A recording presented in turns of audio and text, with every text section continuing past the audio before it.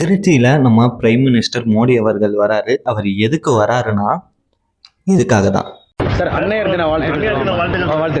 Day 4 of uploading வீடியோல காலையில எந்திரிச்சோடனே வழக்கம் போல நம்ம பாய்த்தலாவணியை எடுத்து வச்சுட்டு நம்ம டேவை பிளான் பண்ண ஆரம்பிச்சாச்சு. டேவை பிளான் பண்ணி முடிச்சுட்டு விசுவலைசேஷன் ப்ராக்டிஸ் பண்ணிட்டு இன்னைக்கு காலையில 6 மணிக்கெல்லாம் ஒர்க்கு. அதனால ஃப்ரெண்டு சீக்கிரமாவே வந்துட்டாரு. அதனால அவர் கூட சேர்ந்து ஒர்க்குக்கு கிளம்பி போயிட்டு இருக்கும் போதுதான் பிஎம் வந்தா எப்படி ட்ரில்லாம் பண்ணணும் அப்படிங்கிறத ஒரு ரிகர்சல் மாதிரி போலீஸ்காரங்க செக் பண்ணிக்கிட்டு இருந்தாங்க. அதுக்கப்புறம் இன்னைக்கு நம்மளுக்கு ஒர்க்கு ஒரு அடர்ந்த காட்டுக்குள்ள கூட்டு போனாங்க. காடு, மலை, டோராவோட வீடு, அந்த மாதிரி நாங்களும் போய்கிட்டே இருக்கோம்.